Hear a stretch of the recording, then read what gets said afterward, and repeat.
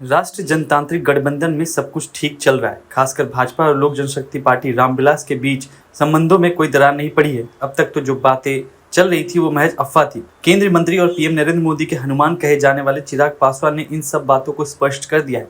उन्होंने भाजपा से संबंधों के बीच दरार की अफवाहों को सिरे से खारिज कर दिया। कहा कि वह खुद को प्रधानमंत्री नरेंद्र मोदी से अविभाज्य मानते हैं।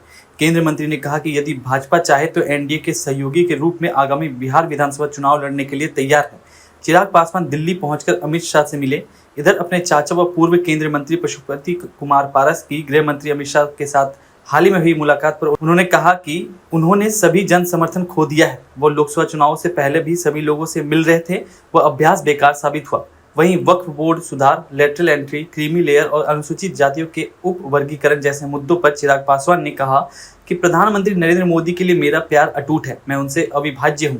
जब तक वो प्रधानमंत्री हैं मैं उनके साथ रहूंगा। चिराग ने कहा कि मेरे विचार हमेशा सरकार के रुख को दर्शाते हैं। इसका एक उदाहरण वक्फ विधेयक को संयुक्त संसदीय समिति को भेजना है। आगामी चुनाव के सवाल पर चिराग ने कहा कि उनकी पार्टी झारखंड जैसे राज्यों में एनडीए के सहयोगी के रूप में चुनाव लड़ने के खिलाफ नहीं है। केंद्रीय मंत्री ने कहा कि वास्तव में हमारी पार्टी का बिहार और केंद्र में भाजपा के साथ गठबंधन है, इसलिए हम राष्ट्र स्तर पर और अपने गृह राज्य में गठबंधन धर्म का पालन करेंगे। झारखंड जैसे राज्यों में हमारे पास कोई शर्त नहीं है। इसका मतलब यह नहीं है कि हम वहां भाजपा के साथ गठबंधन के खिलाफ हैं। अगर भाजपा और अन्य एनडीए सहयोगी हमें साथ लेना चाहते हैं तो हम तैयार हैं। Thank you very much Shri Chirag Paswan. आप अपनी मर्जी से चलाते हो। Thank you so much, Speaker sir, for giving me this opportunity कि भारतीय संसद की 75 सालों की इस यात्रा पर तमाम सम्मान्य साथी अपने अपने अनुभव, अपनी अपनी यादें, अपनी अपनी उपलब्धियां उसका जिक्र यहां पर कर रहे हैं। मुझे लगता है सर, एक दिन कुछ घंटे इन 75 सालों की यात्रा को समअप करके बताने के लिए बहुत कम है, पर मैं बधाई दूंगा जिस तरीके से आज हमारे प्रधानमंत्री आदरणीय नरेंद्र मोदी जी ने इतने कम समय में इतने खूबसूरत शब्दों के साथ जिस तरीके से इस 75 साल की यात्रा के बारे में उन्होंने पूरा बखान किया, जहां हमारे देश के प्रधानमंत्रियों के योगदान से लेकर इस संसद को चलाने में छोटे से छोटे कर्मचारी के योगदान तक की उन्होंने सराहना की, उनको भी उन्होंने सम्मान देने का काम किया। मीडिया के हमारे साथियों का भी उन्होंने जिक्र किया।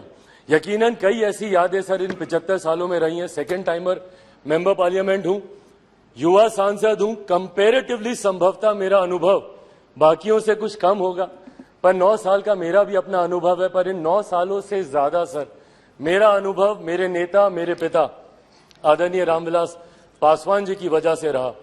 बचपन से जब से होश संभाला, उनके माध्यम से इस संसद की कार्य प्रणाली को समझा, इस संसद की कार्य शैली को समझा, और जब पहली बार इस लोकसभा में आया तो उन्हीं का ही हाथ पकड़कर आया। आज जब हम लोग नई संसद में जा रहे हैं तो यकीनन कई ऐसी यादें कौंधती हैं और यकीनन एक भावुक क्षण है। महसूस होता है कि जिस जगह पर मुझे मेरे पिता लेकर आए थे, आज एक नई यात्रा की ओर हम लोग जा रहे हैं। पर प्रधानमंत्री जी ने भी उसको भी बहुत खूबसूरती से बताया कि ये हम जैसे जो आज की तारीख में इस लोकसभा में मौजूद है, संसद में मौजूद है, राज्यसभा के भी सदस्य, हम लोग ले ये गर्व का लम्हा है, जहां एक तरफ हम लोग इतिहास के भी हम लोग साक्षी रहे हैं, वहीं एक नई ऊर्जा के साथ भविष्य की भी ओर हम लोग जा रहे हैं। तो कड़ी बनने का सौभाग्य हम लोग को मिला इतिहास और भविष्य के बीच, जो यकीनन मौजूद यहाँ पे तमाम सांसदों के लिए एक गर्व की अनुभूति कराता है। सर, आज जब हम लोग यहाँ पर मौजूद हैं, यकीनन हर राजनीतिक दल के पास अपने अपने एजेंडे हैं, और एजेंडे हैं इसीलिए वो राजनीतिक दल है। हर किसी ने अपनी अपनी बातों को रखा कि इस विशेष सत्र में ये चर्चा होनी चाहिए, वो चर्चा होनी चाहिए, ये मुद्दे आने चाहिए। यकीनन सर, मेरी भी पार्टी है, हम भी चाहते हैं कि कई विषय हैं जिसपे चर्चा होनी चाहिए। मैं युवा हूं, हमेशा इस बार का मैं पक्षधर रहा हूं कि भारत में एक युवा कमीशन का गठन होना चाहिए। एक नेशनल युवा कमीशन, एक राष्ट्रीय युवा आयोग का गठन किया जाना चाहिए, जहां पे युवा अपनी तमाम समस्याओं के साथ जाएं और अपना समाधान लेकर आए। भारत एक युवा देश है, अलग अलग आयोग यहां पर बने हैं, महिला आयोग है, बाल आयोग है, अल्पसंख्यक आयोग है। ऐसे में देश में एक युवा आयोग के गठन का ये समय है, ये होना चाहिए। साथ ही में हम लोग चाहते हैं sir, women reservation bill pay भी चर्चा हो रही थी, वो भी हम लोग चाहते हैं कि विमेन रिजर्वेशन बिल जल्द से जल्द आए। आज इतनी भारी संख्या में महिला सांसद जो यहाँ पे मौजूद हैं अपने सामर्थ्य पर जीत कर आई हैं।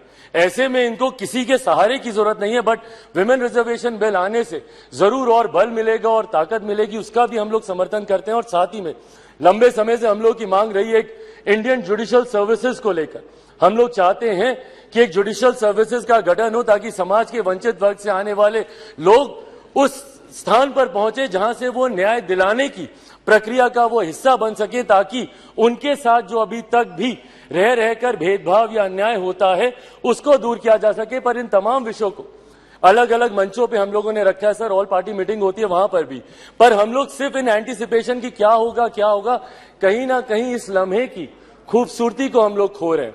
आज मैं बस यही आग्रह करूंगा कि कौन सा बिल आ रहा है नहीं आ रहा है, पर ये जो विशेष सत्र बुलाया गया है ये इतिहास और भविष्य को जोड़ने वाली कड़ी को लेकर बुलाया गया है। हम लोग का ध्यान यकीनन केंद्रित उस तरफ भी होना चाहिए ताकि इस लम्हे की खूबसूरती को हम ना भूल जाएं। पूरा देश नजर लगाए इस पर, देख रहा है कि कैसे हम लोग यहां से दूसरी नई संसद में हम लोग जा रहे हैं। देश ही नहीं पूरी दुनिया देख रही है। और आज सर जब डॉक्टर बाबा साहेब भीमराव अंबेडकर जी के बनाए हुए संविधान के आधार पर जिस तरीके से भारतीय संसद के 75 सालों का इतिहास रहा है, मैं उम्मीद ही नहीं पूरे विश्वास के साथ ये कह सकता हूं कि हमारे मौजूदा प्रधानमंत्री आदरणीय नरेंद्र मोदी जी के नेतृत्व में डॉक्टर बाबा साहेब भीमराव अंबेडकर जी के बनाए हुए संविधान के आधार पर ही हम लोग एक विकसित देश की हम लोग नींव रखने जा रहे हैं। और जो लक्ष्य है 2047 में विकसित देश के निर्माण का, उस लक्ष्य को हम लोग नई संसद से हम लोग जरूर अचीव कर पाएंगे। अंत में अपनी बातों को समाप्त करूं सर, मैं जरूर अपने क्षेत्रवासियों का धन्यवाद करूंगा। और मुझे लगता है हम सब यहाँ पर हैं भारत की जनता की वजह से, अपने अपने क्षेत्रवासियों की वजह से। मैं जमुई से आता हूं सर, मैं जमुई वासियों का धन्यवाद करूंगा। मेरे नेता, मेरे पिता अगर आज जीवित होते और यहाँ पर होते तो जरूर वो भी अपनी कर्मभूमि हाजीपुर का जिक्र करते। मैं पूरे अपने प्रदेश बिहार का और देशवासियों का धन्यवाद करूंगा जिन्होंने भारतीय संसद को इतना सशक्त, इतना मजबूत बनाया कि आज जब दुनिया भर के राष्ट्रीय अध्यक्ष आते हैं तो वो G20 जैसे इतने भव्य आयोजन को देखकर जो हमारे प्रधानमंत्री जी के नेतृत्व में किया गया, उसको देखकर देश ही नहीं पूरी दुनिया बढ़ते विकसित भारत के बढ़ते कदमों की सराहना करती है। एक बार फिर से मैं प्रधानमंत्री जी का भारत को नई संसद देने के लिए उनका धन्यवाद करता हूं और यहां पर आपका धन्यवाद करता हूं कि आपने मुझे समय दिया। Thank you so much sir. अविश्वास प्रस्ताव के विरोध में अपनी बातों को रखने के लिए मैं अपनी पार्टी लोक जनशक्ति पार्टी रामविलास की तरफ से सर मैं खड़ा हुआ हूं। सर इस सदन ने कई अविश्वास प्रस्ताव इससे पहले देखे, पर मुझे लगता है ये अपने में एक ऐसा अनोखा अविश्वास प्रस्ताव है जिसमें अविश्वास सरकार के प्रति कम बल्कि विश्वास बढ़ाना अपने इस नए गठबंधन के प्रति ज्यादा प्राथमिकता दी जा रही है। इन लोगों को इस बात को दर्शाना है कि किस तरीके से ये गठबंधन इनके साथ है, जिस गठबंधन को बनाने का ये लोग एक लंबे समय से ये लोग प्रयास कर रहे हैं। सर ये अविश्वास प्रस्ताव पे चर्चा हो रही है सर, यकीनन सरकार की उपलब्धियों को बताना भी जरूरी है, पर उससे पहले जिस उद्देश्य के साथ इस प्रस्ताव को यहाँ पर लाया गया है मणिपुर को लेकर, उस पर सर मैं जरूर अपनी बातों को यहाँ पर रखना चाहूंगा। सर पिछले 3 दिन से बहस चल रही है और इन 3 दिनों में सर सिर्फ दोषारोपण ही किया गया है, सिर्फ यहाँ पर बातों को दोष लगा लगा कर बताया गया है, किसी ने भी यहाँ पर समाधान देने का प्रयास नहीं किया। सर आरोप प्रत्यारोप की राजनीति में मणिपुर के लोग वहां बैठे सुनने का प्रयास कर रहे हैं कि हमारी बेहतरी के लिए आपने क्या किया। सर कल गृह मंत्री जी ने इतनी खूबसूरती से तमाम पक्षों को रखा और इतनी विनम्रता से उन्होंने सारी बातों को रखा, पर उसके बावजूद सिर्फ दोषारोपण करना। सर 90 के दशक में भी मणिपुर में इसी तरीके की परिस्थितियां थी। उस वक्त किसकी सरकार थी सर? क्या उस वक्त की सरकार ने मौजूदा सरकार को कोई इनपुट दिया? क्या उस वक्त के सरकार में बैठे लोगों ने कितनी बार इस सदन में चर्चा की, कितनी बार किन लोगों ने उस चर्चा का जवाब दिया? कल तमाम ये बातें आदरणीय गृह मंत्री जी ने रखी। सर ये लोग गए थे मणिपुर, बहुत अच्छी बात है, जाना चाहिए ये, पर सर ये कलेक्टिव रिस्पॉन्सिबिलिटी होनी चाहिए, सेलेक्टिव रिस्पॉन्सिबिलिटी नहीं। सर जो लोग मणिपुर गए थे यही लोग सर बिहार भी गए थे। बिहार में क्यों नहीं ये लोग गए दरभंगा?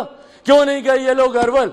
क्यों नहीं गए ये लोग मुजफ्फरपुर? अभी बछवाड़ा में सर एक छोटी सी बच्ची के साथ दुष्कर्म करके 10 साल की बच्ची, उसको तेजाब छिड़क कर उसको जलाकर मार दिया गया, उसके शरीर को अपने ही घर में 10 फीट गड्ढे में उसको दफना दिया गया। दलित महिला के साथ सर मुजफ्फरपुर में दुष्कर्म करके उसके शरीर को 2 टुकड़ों में काटकर अर्धनग्न व्यवस्था में सर खेत में फेंक दिया गया।